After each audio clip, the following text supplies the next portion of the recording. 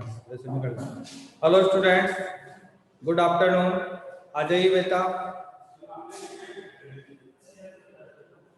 करो करो मैसेज करो बेटा। मोटिवेशन, सर को भी मोटिवेशन मिलता है।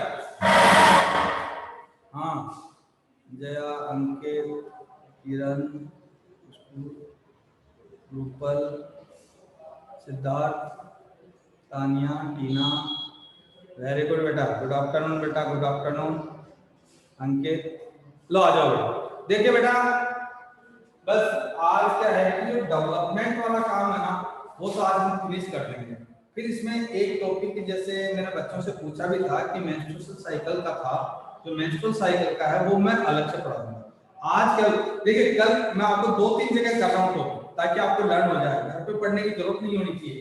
कल तो मैंने बता दिया, याद हो आपको तो एक बार आप, मैं इसको रब करता हूँ, जब तक सुनते रहिए कि मैंने बता दिया मेल एनिमल ने स्पर्मेटोजेनेसिस द्वारा स्पर्म का फॉर्मेशन, फीमेल एनिमल ने oogenesis द्वारा ओवम का फॉर्मेशन। स्पर्म और ओवम फर्टिलाइजेशन के प्रोसेस द्वारा आपस में फ्यूज हो गए और हैप्लॉइड स्पर्म हैप्लॉइड ओवम मिलकर डिप्लॉइड क्या बना, जाइगोट। और जाइगोट से डिप्लॉइड है तो it means zygote is a complete cell. So zygote is a first cell that start life start करने वाली पहली जो सेल है, वो सेल आपके पास क्या हो गई, जाइगोट हो गई। यहां तक समझ। फिर इसके बाद हमने कहा कि अभी मैं आपको इसको लाइव दिखाऊंगा डायग्राम से, बस डायग्राम आगे था तो डायग्राम आ गया। फिर जो जाइगोट बना, जाइगोट के अंदर आपके पास माइटोटिक डिवीजन, आपने पढ़ रखा होगा mitotic and meiotic division. Mitotic division जब जाइगोट में होते हैं तो वो डिवीजन आपके पास क्लीवेज कहलाते हैं। क्लीवेज हुआ, और ड्यू टू क्लीवेज एक जाइगोट से 2 सेल्स का फॉर्मेशन हुआ, और ये जो फॉर्मिंग सेल्स थी, these cells are known as blastomeres। तो आपका 2 ब्लास्टोमियर का फॉर्मेशन हुआ। फिर सेकंड डिवीजन हुआ 4, फिर तीसरा हुआ 8, फिर हुआ 16। 8 या 16 जनरली, बट 16 ही मान लीजिए आप। 16 ब्लास्टोमियर वाली स्ट्रक्चर आपके पास फैला जाती है क्या, मोरुला। वेरी गुड, वो कहला जाता है मोरुला। और मोरुला फॉर्मेशन होता है because like as mulberry fruit. Mulberry fruit कितना होता है, जिस प्रकार से मलबरी फ्रूट शहतूत के अंदर एक छोटी सी टहनी के ऊपर छोटे छोटे दाने लगे होते हैं, उसी प्रकार से एक जाइगोट के अंदर कई छोटे छोटे ब्लास्टोमियर होते हैं, so that known as morula. और मोरुला का फॉर्मेशन आपके पास फैला जाता है मोरू देश। बोलो बेटा याद हो। अब देखिए, आपको आज पूरा कंप्लीट इस डायग्राम को अच्छे से देखना, कहीं दिक्कत आए तो स्टूडेंट मुझे मैसेज कर देना। अगर ये समझ में आ गया तो आपको सब कुछ समझना है। ये डायग्राम एक बार अपन मैट्रिक्स साइकिल में बनाए।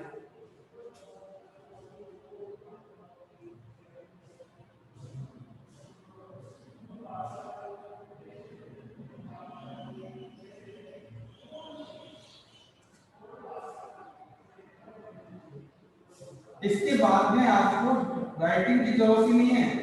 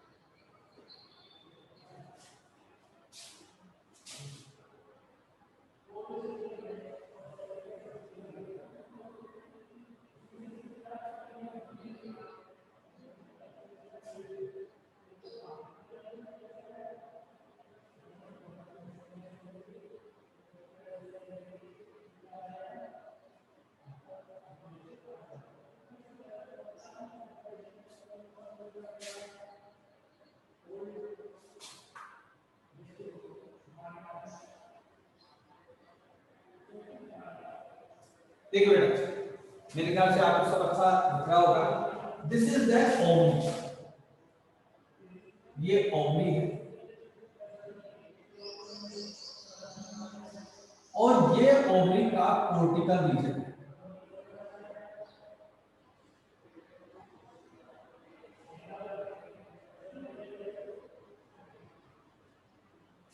और ये आपके पास मेडुला है। इसमें दोनों चीजें काफी कुछ महत्वपूर्ण वाली बात कह रहे हैं। आपके यहां तक this is the before birth,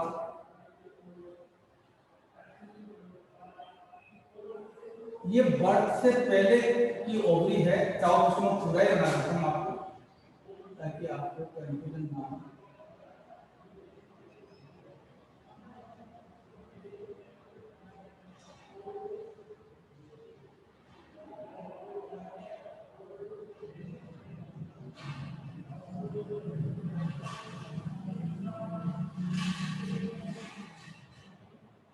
female reproductive system में बताया था कि इसकी ओवरी की जो आउटर कवरिंग है, याद होगी आपको, पेरिटोनियम, आउटर मोस्ट, सबसे बाहर की तरफ जो है पेरिटोनियम।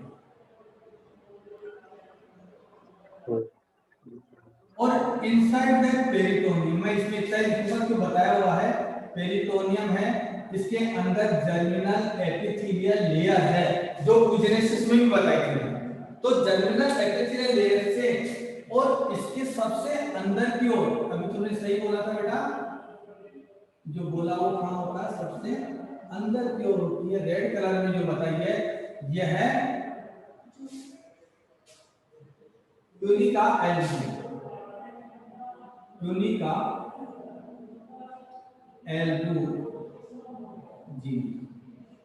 याद है आपको एक बार मैंने पूछा था बच्चों कि फीमेल एनिमल में आपके पास oogenesis की प्रोसेस कब स्टार्ट होती है, और आपने अधिकतर बोला था 11 ईयर, 12 ईयर, 13 ईयर। तब मैंने कहा no, this start before birth. Birth से पहले होती है, उसका रीजन सामने आ गया है। क्या होता है, बर्थ से पहले ओवरी की कवरिंग दो ही होती है, peritoneum and germinal epithelial layer.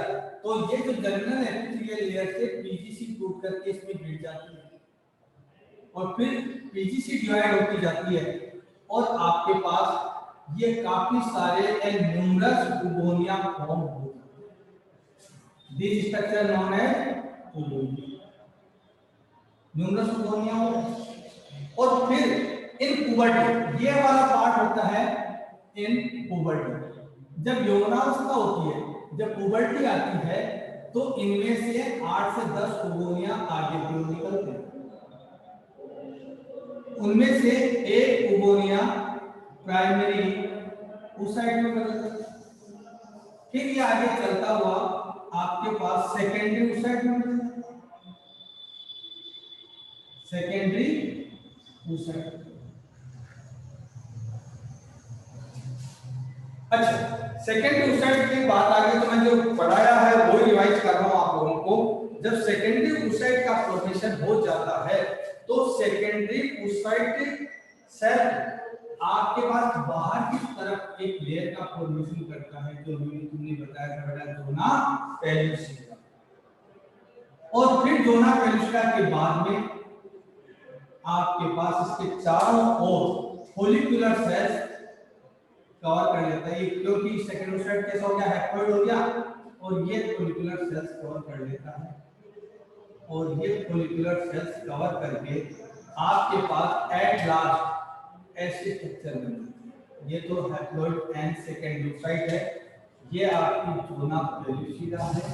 और जोना पेलुसिडा के बाद में एक लेयर आपके पास बन जाती है, याद होगा आपको, एक बता चुका मैं, कोरोना रेडिका। और फिर बाकी यहाँ से जुड़ जाता है और यहाँ पर ये ऐसी कैसी स्ट्रक्चर फॉर्म होगी। यहाँ लाइन महसूस में और अच्छे से समझो।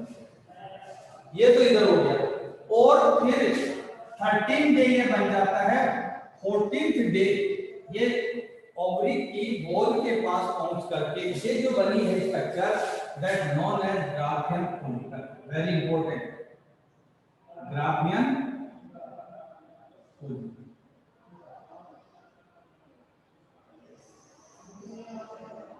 कौन से दिन बना? 13 13वें दिन ग्राफियन फॉलिकल का फॉर्मेशन हो जाता है और 14वां दिन लगते ही ये ब्रस्ट हो जाता है और इसके ब्रस्ट होने से आपका ये जो एग है ये एग तो आ जाता है यहां पर,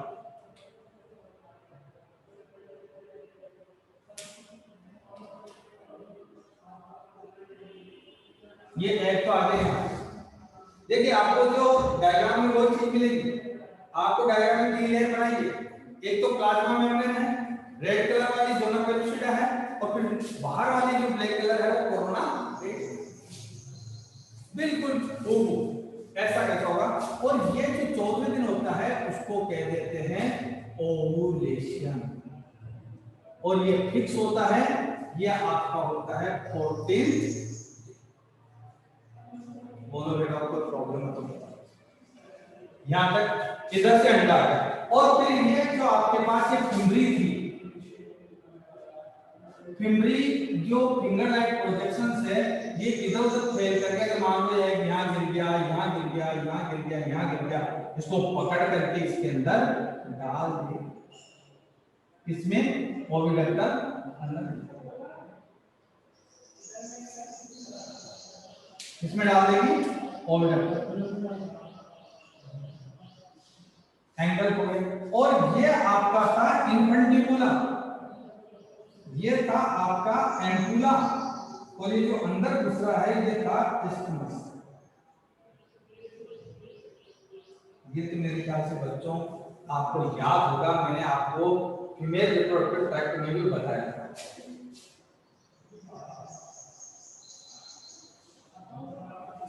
ये डायग्राम समझ में आ गया तो आप अपने आप अपनी इच्छा से लिख सकते हो, कैसे भी लिखो, मुझे इससे मतलब नहीं है, मीन निकल जाना चाहिए। ये आ गया तो एग 14वें दिन आकर के यहां नहीं रुकता है, एग यहां से यहां आ जाता है। काम किसमें आ गया बेटा?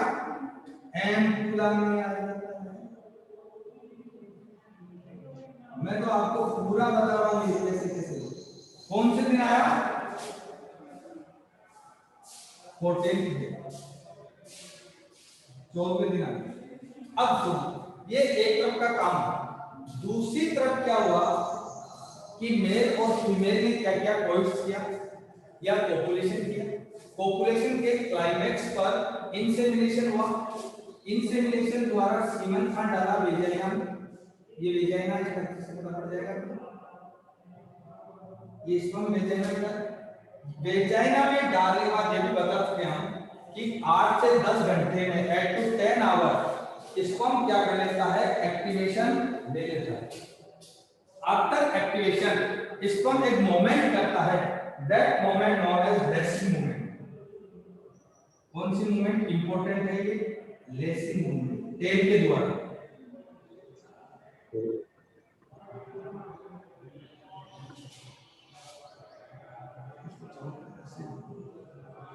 क्या बाइक कॉन्वेक्स हो जाएगा बच्चे देखने में समझेंगे।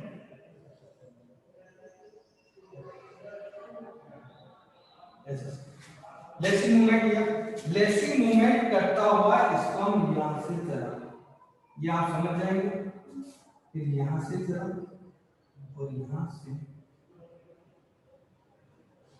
से होता हुआ स्पर्म आ गया। एक नहीं आएगा, ये भी मैंने आपको बता चुका हूं कल फर्टिलाइजेशन में। देयर मेनी स्पर्म्स आपके पास आएंगे और स्पर्म्स आकर के और इसके पास चले जाकर के, अब एग पहले से प्रेजेंट था या एग बाद में आया, स्पर्म पहले गया, बट एम्पुला में एग और स्पर्म दोनों एक साथ पहुंच जाते हैं, तो यहां पर बेटा वो क्या हो जाता है, फर्टिलाइजेशन।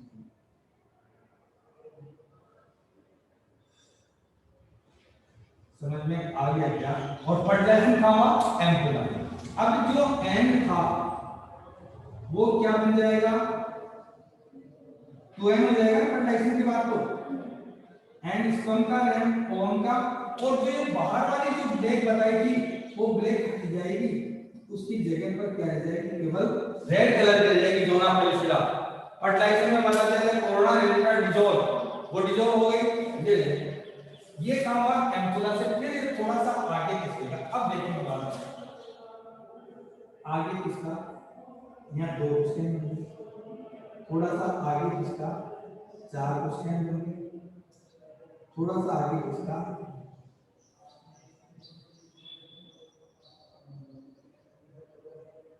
8 क्वेश्चन होंगे।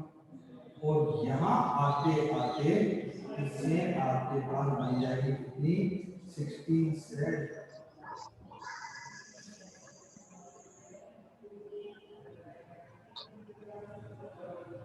16 सेट।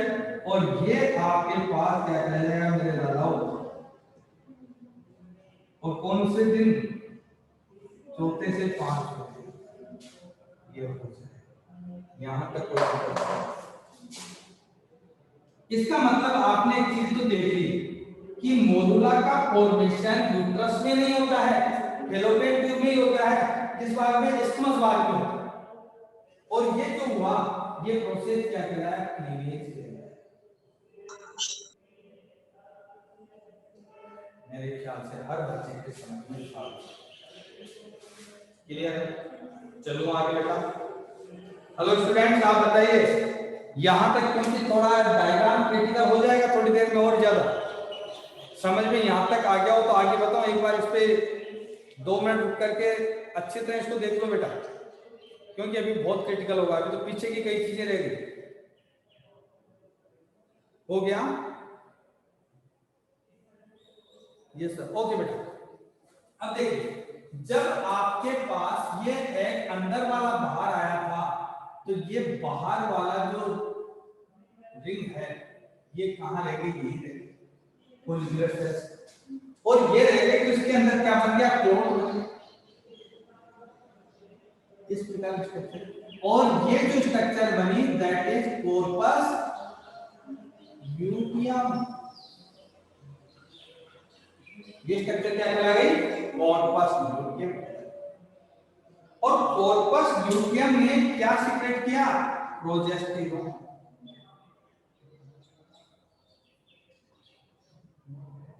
अब देखिए, जब ये हो रहा था तो इसका मतलब यूट्रस नॉर्मल तो नहीं था।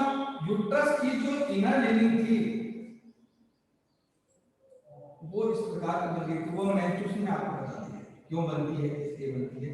लेकिन अभी आप देखो इसकी लिनिंग कैसी है, बिल्कुल होलो नहीं होता यूट्रस।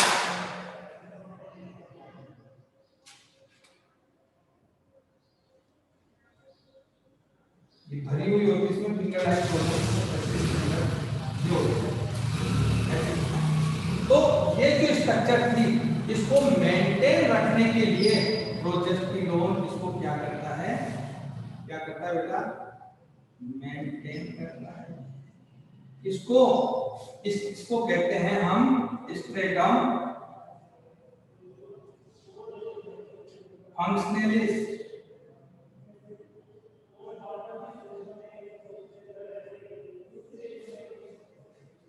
क्लियर है स्टूडेंट्स,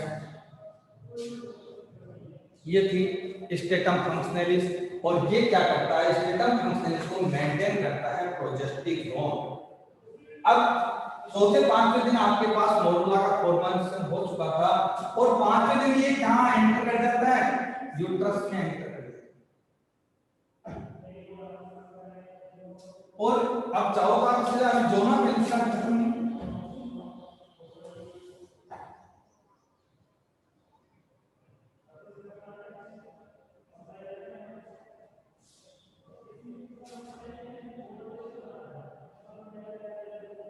और यहां जाकर के ये बना लेता है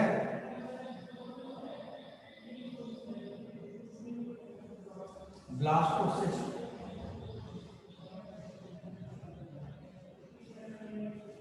5वें दिन एंटर कर गया, ब्लास्टोसिस्ट बन गया। और ये ब्लास्टोसिस्ट आकर के यहां पर इसकी जो विलाई थी, यूट्रस की जो विलाई थी स्ट्रेटम फंक्शनलिस की, इसमें धस जाता है, इंसर्ट हो जाता है।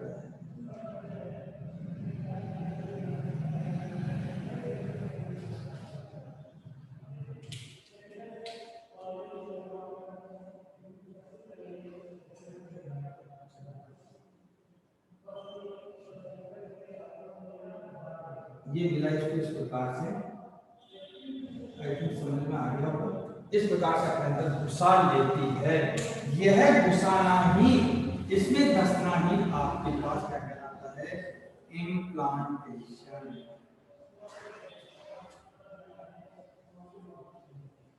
जो आपके पास सेवंथ डे, किसका सेवंथ डे, फर्टिलाइजेशन का सेवंथ, 7वें दिन ये इसके अंदर धस जाता है और धस करके इम्प्लांटेशन को फॉर्म करता है। इसके धसने के बाद जो ही ये धसता है तो यहां से धस गया तो आपके पास यहां से क्या स्टार्ट हो गई, प्रेगनेंसी। और प्रेगनेंसी होते ही आपके पास जाता है पॉजिटिव फीडबैक।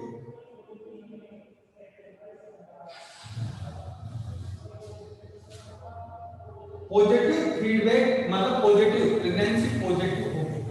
अब प्रेगनेंसी पॉजिटिव हो गई तो ये कहां जाएगा, सीधा ये आपने उसमें पढ़ा होगा एंडोक्राइन में, हाइपोथैलेमस को जाता है और हाइपोथैलेमस से कहां जाता है, पिट्यूटरी को जाता है।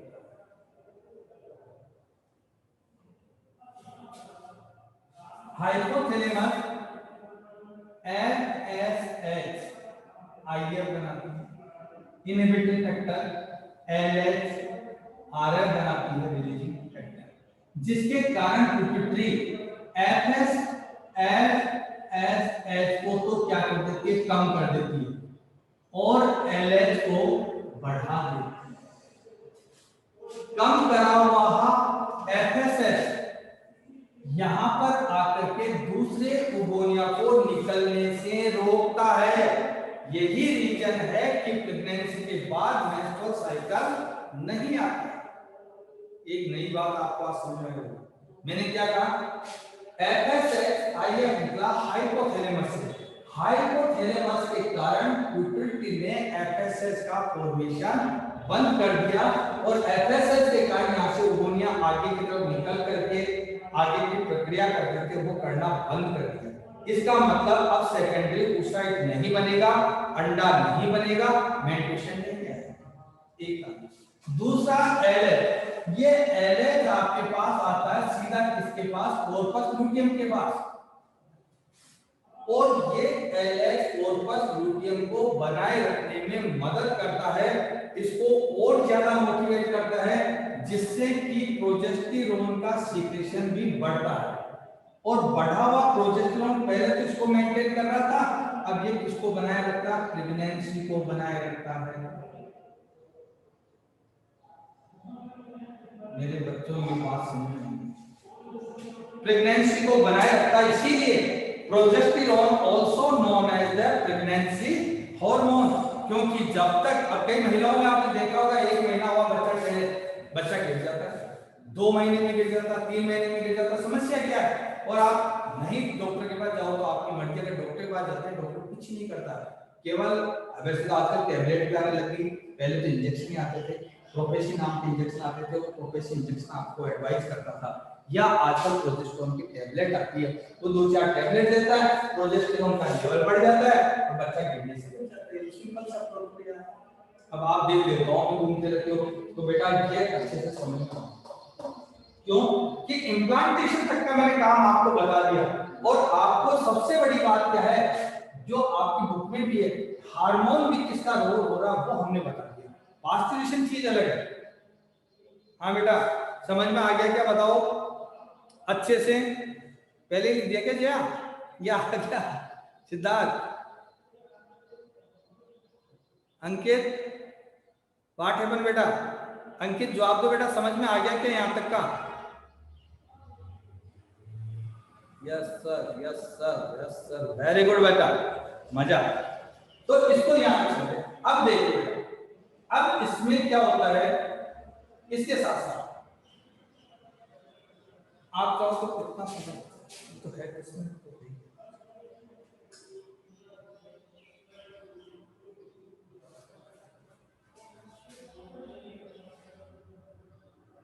अब ये बन गया। इसके बाद में मैंने आपको एक चीज बताई,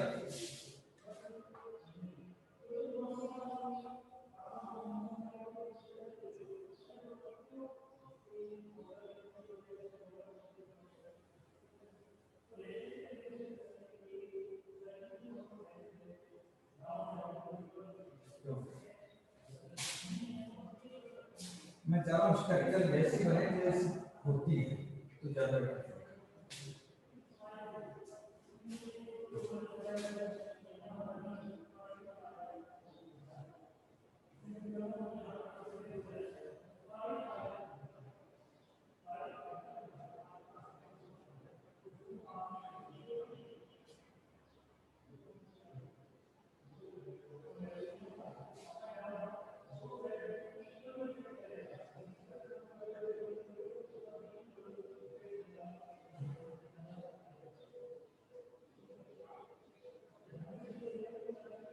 इसमें हर चीज काम होती है। जो यूट्रस का ऊपर वाला पार्ट होता है दैट नोन एज फंडस, और ये होते हैं नेक, और नेक पार्ट में यहाँ सर्विक्स नाम की स्ट्रक्चर होती है। सर्वाइकल कैंसर जो बोलते हैं फीमेल्स में, वो यहीं पर होता है। अब फंडस पार्ट में क्या होता है कि एक तो ये विलायक थी जो मैं रेड कलर से बना देता हूं,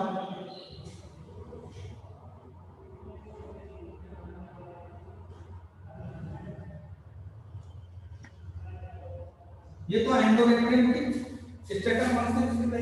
इधर ये क्या होता है कि इसके अंदर ब्लास्टुलेशन हुआ, फिर गैस्ट्रुलेशन हुआ। आफ्टर गैस्ट्रुलेशन क्या होता है कि यहां पर एक स्ट्रक्चर फॉर्म हो जाता है।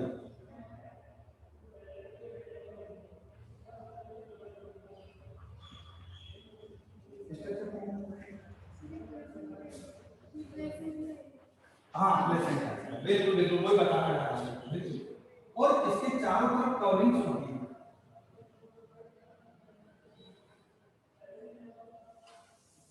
ऐसे कवरिंग्स होती है। और यहां से जो विलाई है ना, इन विलाई के बीच में ऐसी स्ट्रक्चर ये बना लेता है। तो बच्चे वाली विलाई और लाल और ब्लैक दोनों विलाई आपको दिखेंगे, एक दूसरे में कल बताया था मैंने लाइक दिस, ऐसे एक दूसरे में उलझ जाती है। और उलझ कर के दैट कॉमन स्ट्रक्चर ये आपके पास क्या कहलाता है, प्लेसेंटा।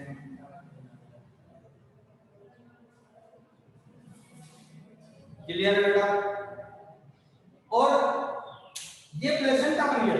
प्लेसेंटा बनने के बाद प्लेसेंटा यहाँ प्लेसेंटा बनने के बाद एक बार पहले भी बताया होगा HCG, HCS, HCG, ये तीन हार्मोन ये बनते ही सीक्रेट करना शुरू कर देते। इधर क्या थोड़ा नाम आ जाएंगे, HCG, HCS, HCG, ये हार्मोन। HCG है ह्यूमन कोरियोनिक गोनेडोट्रोपिन, याद करना, human chorionic gonadotropin.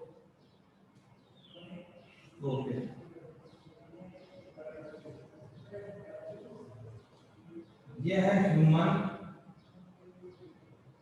Chorionic somatotropin,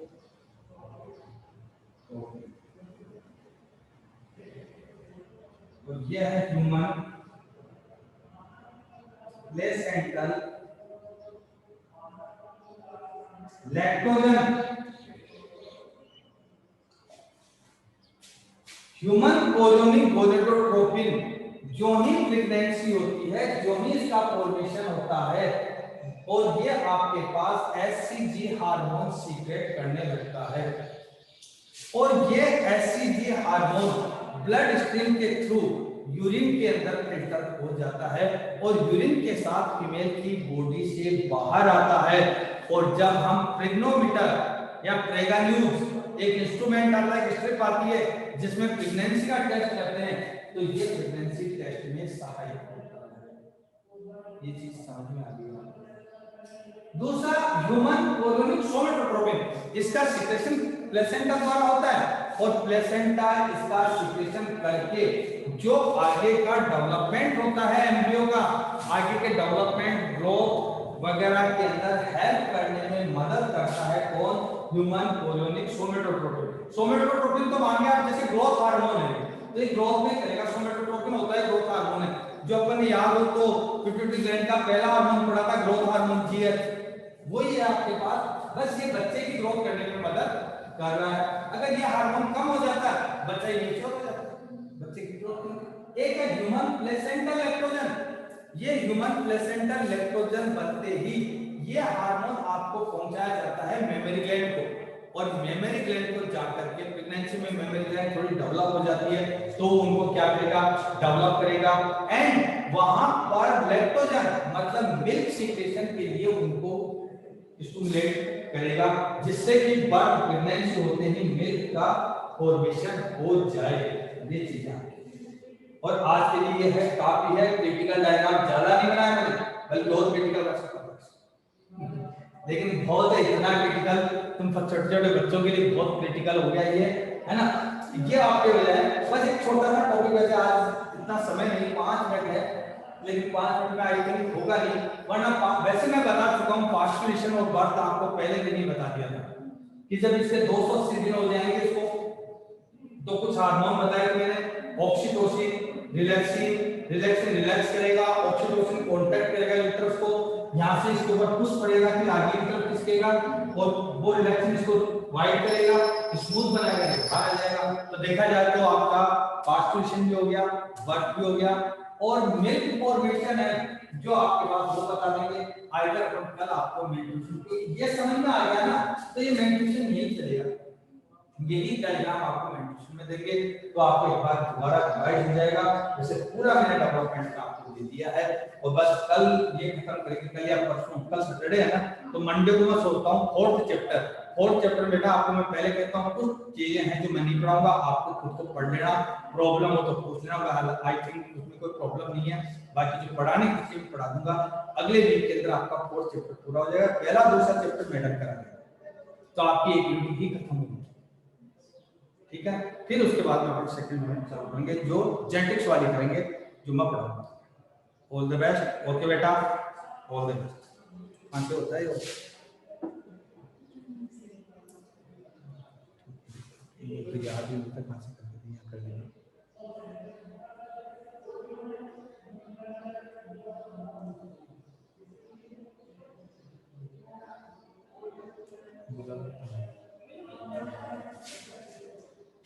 कर लो, तुम कुछ उतारा नहीं तो उतारो बेटा, और अभी पूछो भी नहीं हूं मैं, कोई नहीं समझ में आता।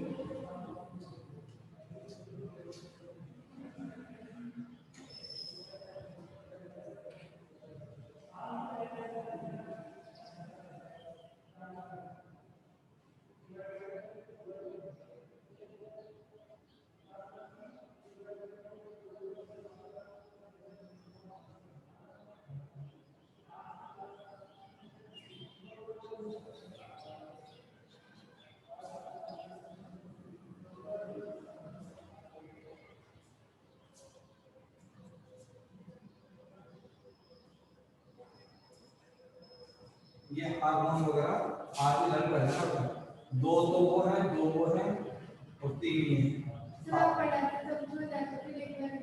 वेरी गुड, बस यही मैं बच्चों को कहता हूँ। मैं देखो तुम खुद नोट करो, कल मैंने आपको फिगर वैसा फिगर बनाया, चार्ट वाला बनाया, आज कोई चीज मैंने डायग्राम से बता दी है। कल भी मैंने इनको समझाया, आज भी समझाया, 4 बार कोई चीज होने के बाद मेरे ख्याल से मैं सोचता हूँ कोई कभी नहीं रह जाती कि बच्चे को लर्न करना, बस रिवाइज तो करना चाहिए। इतनी सी तो ऑनेस्टी उनको फॉलो करनी पड़ेगी। चल बंद कर दो इसको, लिंक करके ला जाओ। आपकी हो गई है कि हमारी भी हो गई? सर दिन की बात है। और क्या सर, चलिए क्लास में होता मेरा। सही कह रहे हो। इसमें क्या सर, वो इंटरेक्शन नहीं हो पाता ना बच्चों से।